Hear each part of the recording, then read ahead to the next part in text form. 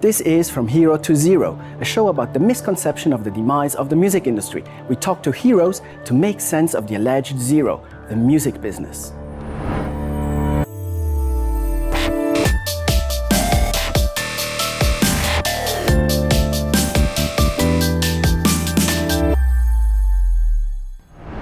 Hey Tim, how you doing? I'm good. How are you? Very good, thank you. Well, thank you for taking your time off your busy touring schedule and talking with us about Striker. Yeah. So Tim, you're the guitar player for Striker.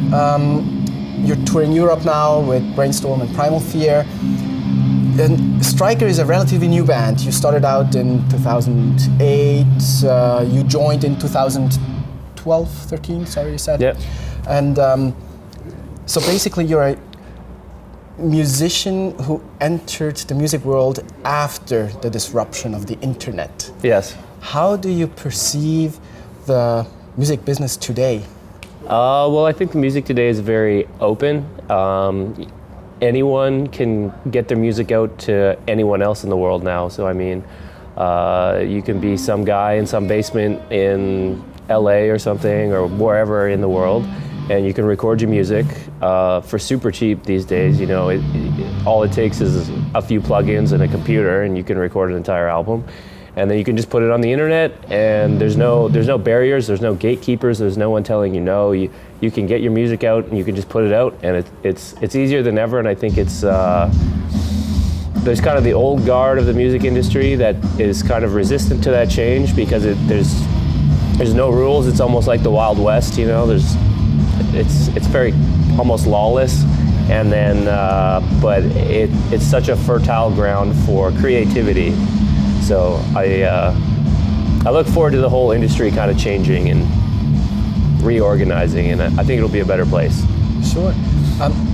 However, the first few albums with Striker were on labels, were not like the new one on your own label. Yeah.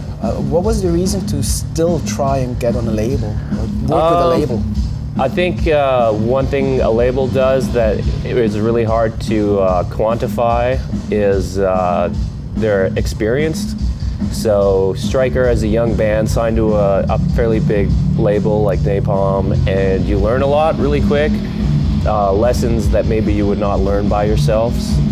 That being said, you know, everything that you can learn from being on a label is information you can read in a book, or you know, read it online, or talk to other musicians, and you can find out about it. But you know, it's almost like going to university or college in the music industry. Just go in there, get signed, and then you learn a whole lot, and you're like, oh wow, maybe I should try something different. So sure. And that said, your newest album, you recorded everything yourself, and then sent the tracks to the mixing guy, the guy who mixed it. So, was it planned for you to start recording at home, or were you ever thinking about going into a studio and do that part? We were always thinking that we should do it ourselves. Okay. Last time when we recorded City of Gold with Frederick Nordstrom, he said, you know, we showed up and we didn't have anything. He's like, what are you guys doing? He's like, what do you mean? He's like, every band that I record has all their tracks ready to go. They bring a hard drive and they have everything ready, and he just plugs it in, reamps it, and then the album is done in no time. But we were there for about a month. You know, it's a lot. It's very costly to do it that way, but it's also very organic because the producer gets to sit down with all the tracks. But that being said, we've worked with a lot of great producers, so we've kind of been around the block, so we kind of know what it takes to get a good performance. So pretty happy with the result. So definitely, it's a great album. Yeah, thank you.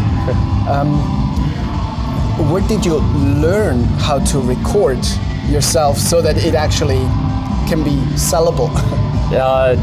Like I said, we work with a lot of producers, and then also it's just so easy to record yourself these days. All you need is one good little preamp or input DI unit, and you just put it in your computer and you're off to the races. I mean, you just need the one microphone essentially, or one track to record. You know, you only need the one track to record a guitar, then you can just layer it.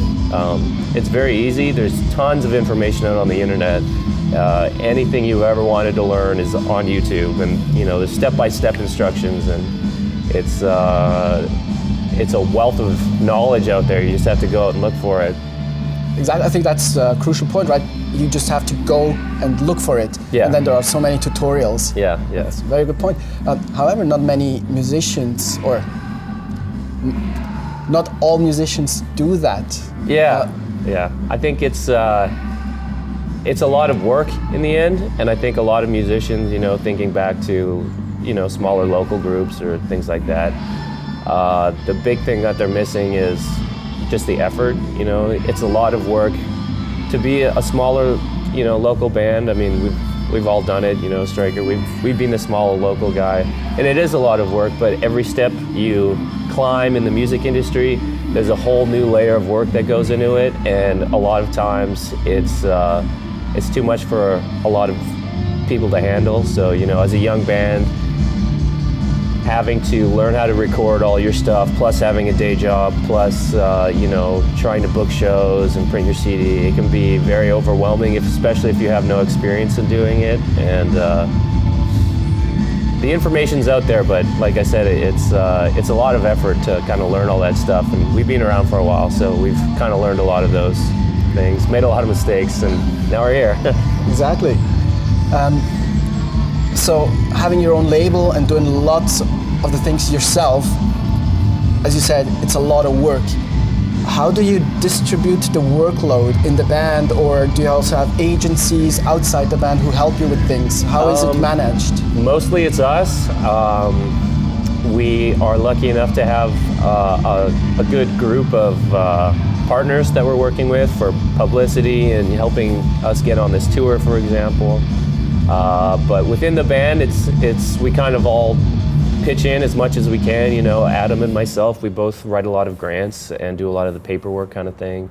Dan's really great at being kind of the creative person. He does like our inlay work for the CD and the vinyl, and he does all the T-shirt layout and stuff. Doesn't do the actual artwork, but gets all that stuff. Website design. He does a lot of that kind of stuff, and he also helps out with the business stuff. Like I said, we all just kind of pitch in and try and do as much as we can. So that's kind of how it is. Sure. Well, Tim, thank you very much. It was very interesting. No, all the best you. with the tour and with the album, and looking forward to the show tonight. Oh, excellent. Thank cool. you. Thanks a lot for having us.